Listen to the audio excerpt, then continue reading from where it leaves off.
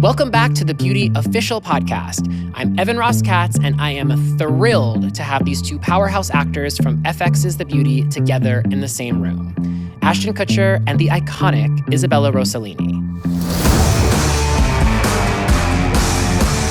Ashton, Isabella, thank you both so much for being here.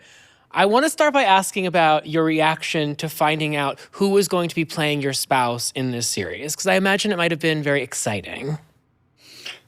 Oh, for me, it was very exciting to have Ashton, who I love. Yeah, handsome young man, I'm an old woman. It was an adventure. And what about for you? It. When I signed on to the show, I knew the premise of what was going to happen.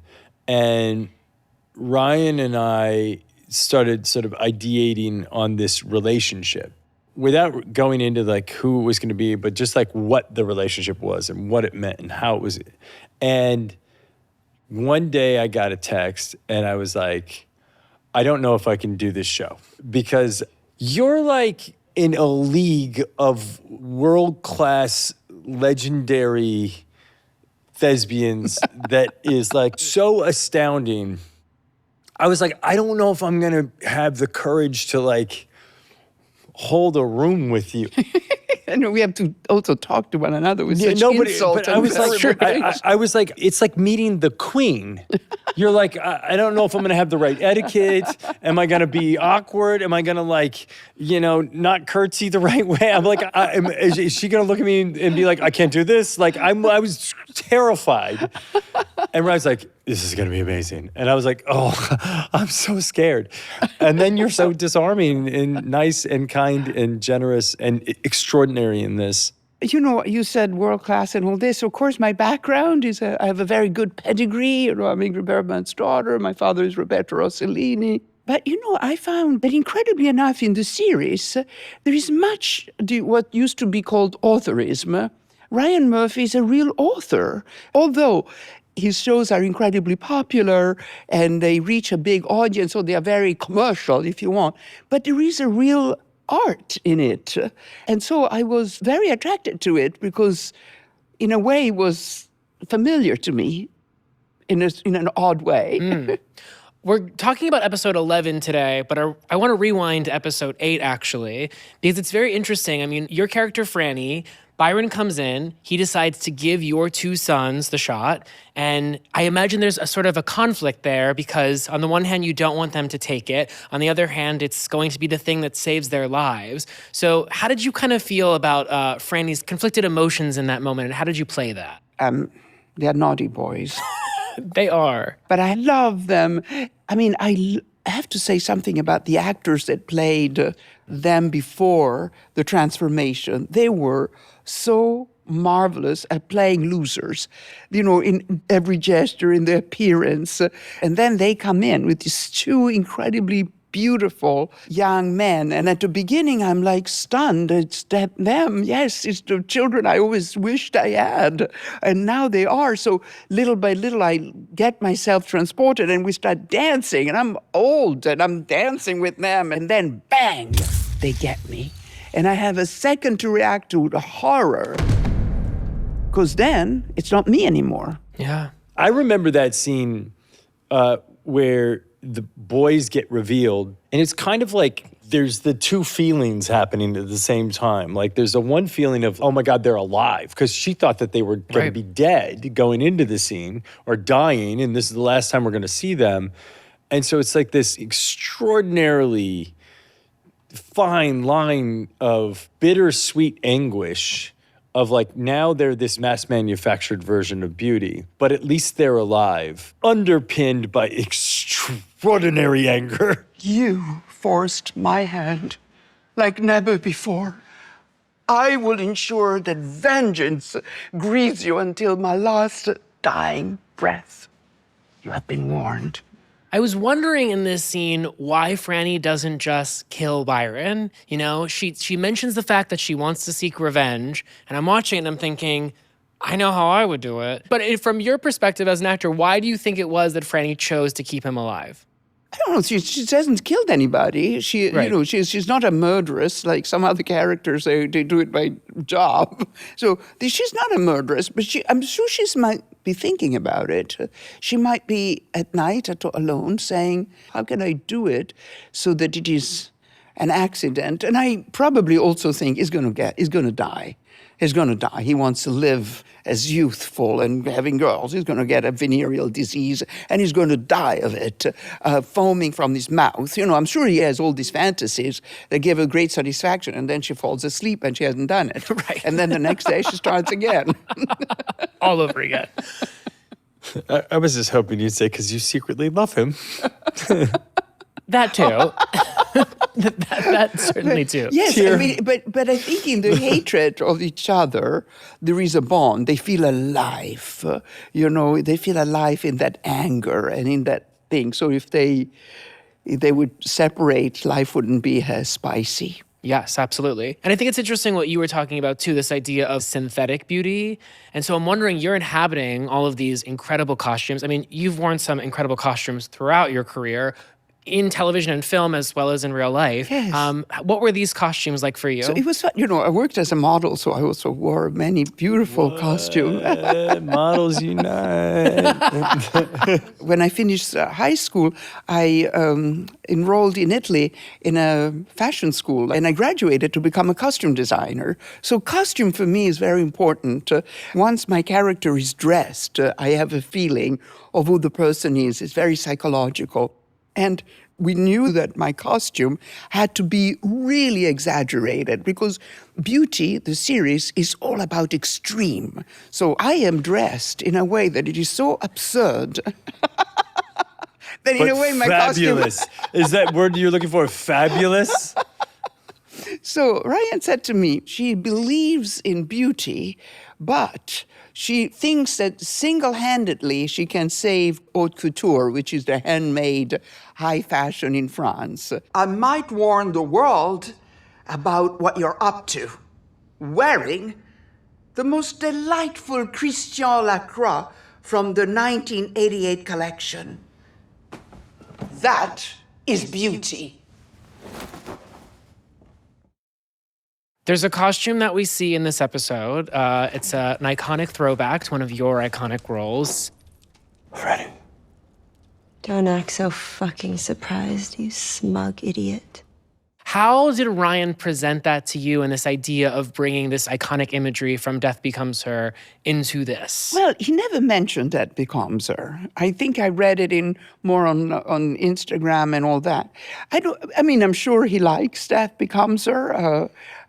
Because Death Becomes Her slowly. It does, he told you. Confirmed. And Death Becomes Her, when it came out, it wasn't very successful. I mean, little by little has found his reputation and his success. And nowadays, I cannot tell you how many people, they used to say, "Oh, Blue Velvet, you did Blue Velvet, that was fantastic."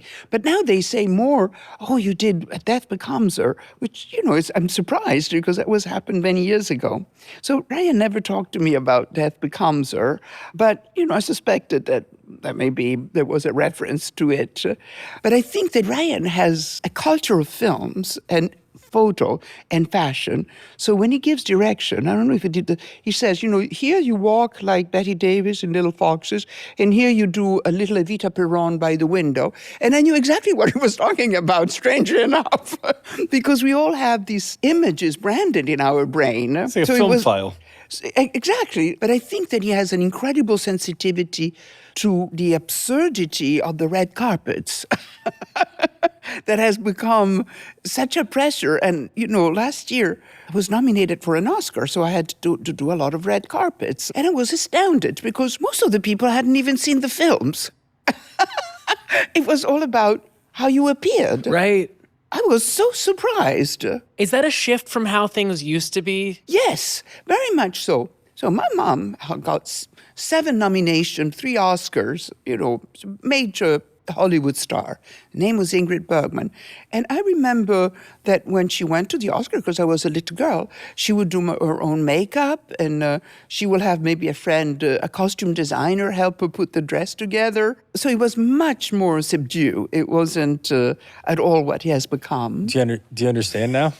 Like when you just drop things like get my mom, and then her name was Ingrid Bergman. And you're like, imagine knowing that coming in and being like, I've studied your family to try to be better at what I do. And you go like, okay, now I'm going to like go Do a scene? toe to toe. It's terrifying. It's terrifying. And the nonchalantness. But no, by the way, that's your I life. have been Like, in of the course it's terrifying. nonchalant. I have been in the terrifying shoes, you know, because I was their daughter and I decided to be in film, and that was pretty terrifying. Yes. But I never thought I could be as good as them. I don't even know today if I'm as good as them. But you are. But then one day I just said, it's just the love of the thing. It's a love of the. You know, as they say, you don't love the destiny, you love the traveling. Is it? The journey. The journey, not the destiny. So I said, it's the journey, it's making film that it is so much fun rather than the result. Are you nominated? Do you get an award? And Raya saw that in our culture and worked it in the series, I think, in a very fun, ironic way. I was having all these feelings about you and admiration of you. And I remember having a conversation with Ryan. I was like, I think that Franny is the only thing in the world that Byron thinks is interesting.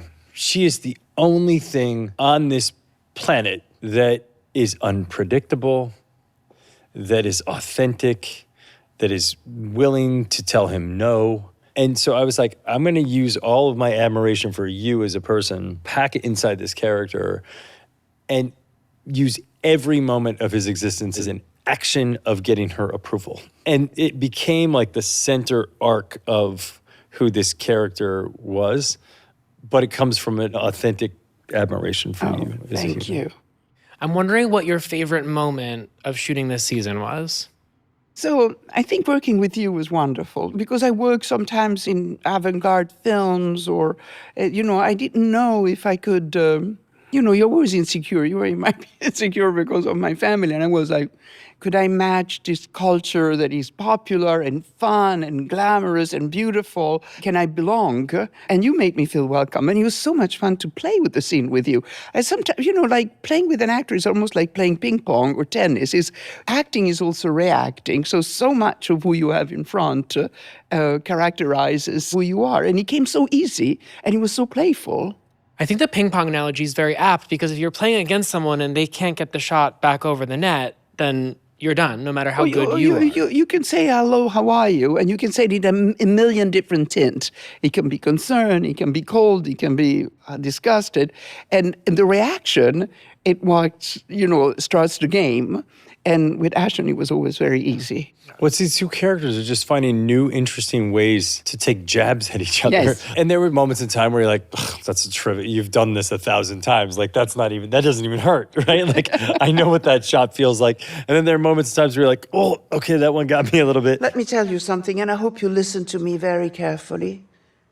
Your mother is the only person that will ever remember you, and that's because the pain you caused her when you were born. That's how insignificant you are. It's a fight, and you're receiving punches and giving punches. In like a good fight scene, you want it to ramp and escalate in a way that's authentic.